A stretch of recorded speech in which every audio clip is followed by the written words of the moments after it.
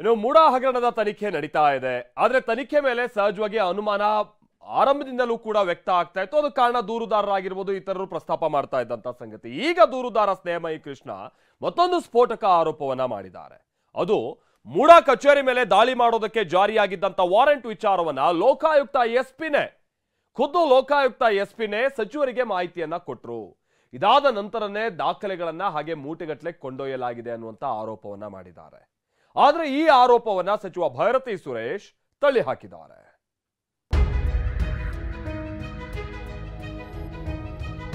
ಮುಡಾ ಕಚೇರಿ ಮೇಲೆ ಲೋಕಾದಾಳಿ ಮಾಹಿತಿ ಲೀಕ್.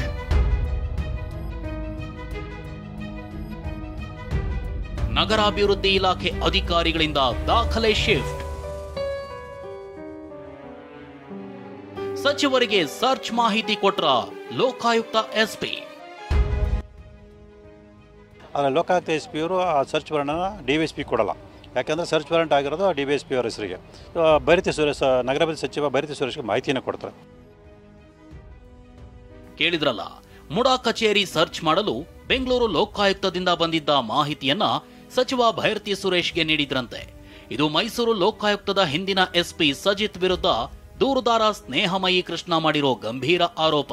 ಹಾಗಾದ್ರೆ ಏನಿದು ವಾರಂಟ್ ಕತೆ? ಅದನ್ನೇ ಡೀಟೇಲ್ ಆಗಿ ಹೇಳ್ತೀವಿ ನೋಡಿ. ಅಂದಹಾಗೆ ಸಿಎಂ ಪತ್ನಿ ಸೈಟ್ ಪ್ರಕರಣ ಬಯಲಿಗೆ ಬರೋ ಮುನ್ನವೇ ಲೋಕಾಯುಕ್ತಕ್ಕೆ ಸೈಟ್ ಅಕ್ರಮದ ಬಗ್ಗೆ ಹಲವು ದೂರು ಬಂದಿದ್ವು.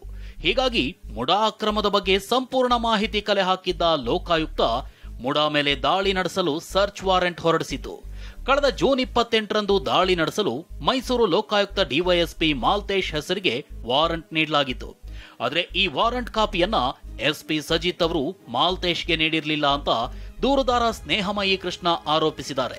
ಸರ್ಚ್ ವಾರಂಟ್ ಬಂದಿರೋ ಬಗ್ಗೆ ಸಚಿವರಿಗೆ ಅಂದಿನ ಮೈಸೂರು ಲೋಕಾಯುಕ್ತ SP ಆಗಿದ್ದ ಸಜಿತ್ ಮಾಹಿತಿ ನೀಡಿದ್ರು ಅಂತ ಸ್ನೇಹಮಯಿ ಕೃಷ್ಣ ಆರೋಪಿಸಿದ್ದಾರೆ.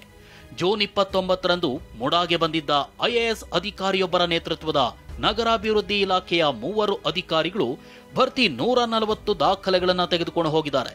ಇದಾದ ನಂತರ ಜುಲೈ 1ರಂದು ಭೈರತಿ ಸುರೇಶ್ ಮೈಸೂರಿಗೆ ಬಂದು ದಾಖಲೆ ಕೊಂಡೊಯ್ದ್ರು ಅಂತ ಸ್ನೇಹಮಯಿ ಗಂಭೀರ ಆರೋಪ ಮಾಡಿದ್ದಾರೆ.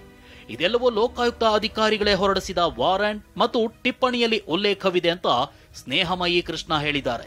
ದಾಖಲೆ ಸಾಗಿಸಲು ಲೋಕಾಯುಕ್ತ ಪೊಲೀಸರು ಸಹಕರಿಸಿದ್ದಾರೆ ಅಂತ ಆರೋಪಿಸಿದ್ದಾರೆ. ಹೀಗಾಗಿ CBI ತನಿಖೆಗೆ ವಹಿಸಬೇಕು ಅಂತ ಹೈಕೋರ್ಟ್ನಲ್ಲಿ ಮನವಿ ಮಾಡೋದಾಗಿ ತಿಳಿಸಿದ್ದಾರೆ. ಆರೋಪಿಗಳಿಗೆ ಪರೋಕ್ಷವಾಗಿ ಸಹಕಾರವನ್ನು ಕೊಟ್ಟು ಕಡತಗಳನ್ನು ತಗೊಂಡೋಗೋದಕ್ಕೆ, ಅಕ್ರಮವಾಗಿ ತಗೊಂಡೋಗೋದಕ್ಕೆ ಮತ್ತು ದಾಖಲೆಗಳನ್ನು ತಿರ್ಚೋದಕ್ಕೆ ಅಥವಾ ನಾಶಪಡಿಸೋದಕ್ಕೆ ಪರೋಕ್ಷವಾಗಿ ಮತ್ತು ಆರೋಪಣೆ ರಕ್ಷಣೆ ಮಾಡಿದರು.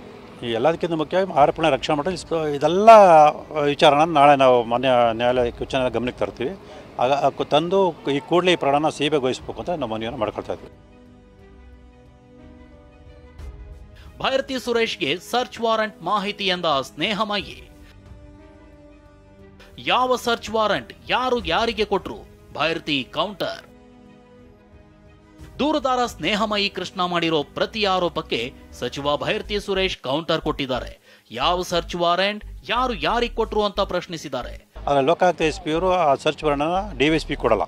ಯಾಕೆಂದರೆ ಸರ್ಚ್ ವಾರೆಂಟ್ ಆಗಿರೋದು DVSP ಅವರ ಹೆಸರಿಗೆ. ಆ ದಾಖಲೆಗಳನ್ನ ಅಂದರೆ ಸರ್ಚ್ ವಾರೆಂಟನ್ನು DVSP ಕೊಡದೆ ಈ ಮಾಹಿತಿನ ಇವರು ಹಿಂದೆ ಇದ್ದಂಥ ಲೋಕಾಯುಕ್ತ SP ಸಜಿತ್ ಅವರು ಭೈರತಿ ಸುರೇಶ್, ನಗರಾಭಿವೃದ್ಧಿ ಸಚಿವ ಭೈರತಿ ಸುರೇಶ್ಗೆ ಮಾಹಿತಿಯನ್ನು ಕೊಡ್ತಾರೆ. ಯಾರು ಸರ್ಚ್ ವಾರೆಂಟ್ ಕೊಟ್ಟವರು, ಯಾರಿಗೆ ಯಾರು ಕೊಟ್ಟರು ಸರ್ಚ್ ವಾರೆಂಟು ಮಾಡಬೇಡ ಅಂತ ಲೋಕಾಯುಕ್ತವ್ರನ್ನ ತಡೆದವ್ರು ಯಾರು?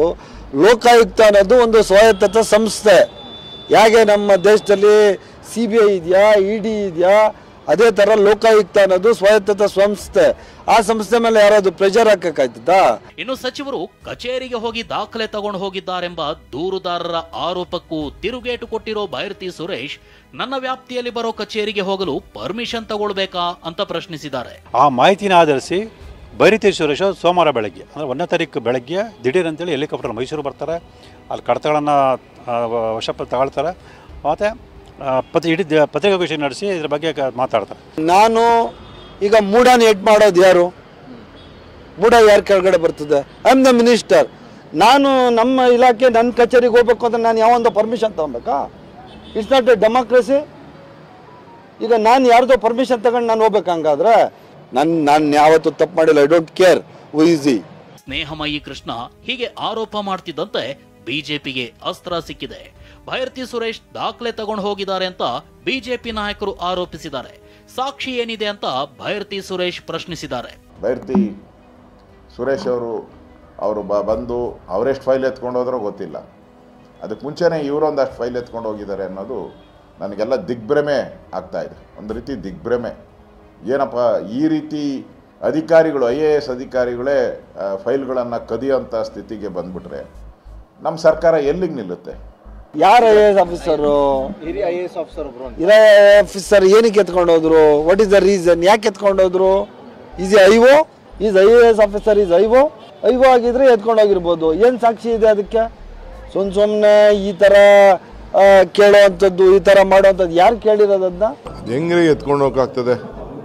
ಐ ಡೋಂಟ್ ಆಫೀಸಲ್ಲೇ ಇರ್ತಾರೆ, ಇಲ್ಲಾಂದರೆ ಸರ್ಕಾರದ ಹತ್ರ ಬಂದು ಯಾರು ತೋರಿಸಿರ್ತಾರೆ. ಅಷ್ಟು ಬಿಟ್ಟರೆ ಬೇರೆ ಯಾರು ಆ ಥರ ಎಲ್ಲ ಎತ್ಕೊಂಡು ಹೋಗೋಕ್ಕಾಗಲ್ಲ. ಲೆಕ್ಕಾಚಾರ ಇರ್ತದೆ, ಒಂದೊಂದು ಫೈಲ್ ಮೂಮೆಂಟು ಲೆಕ್ಕಾಚಾರ ಇರ್ತದೆ ನನಗೆ ಗೊತ್ತಿದ್ದಂಗೆ. ಐ ಡೋಂಟ್ ಥಿಂಕ್ ಅಂಥ ತಪ್ಪೇನೋ ಆಗ್ಲಿಕ್ಕಾಗಿಲ್ಲ.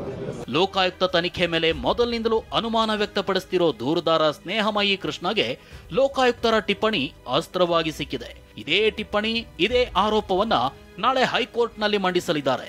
ಸಿಬಿಐ ತನಿಖೆಗೆ ಮನವಿ ಮಾಡಲು ಸಜ್ಜಾಗಿದ್ದಾರೆ. ಇದೇ ವೇಳೆ ನಾಳೆ ಮೈಸೂರಿನ ಲೋಕಾಯುಕ್ತ ಪೊಲೀಸರು ಮಧ್ಯಂತರ ತನಿಖಾ ವರದಿ ಸಲ್ಲಿಸಬೇಕಿದೆ.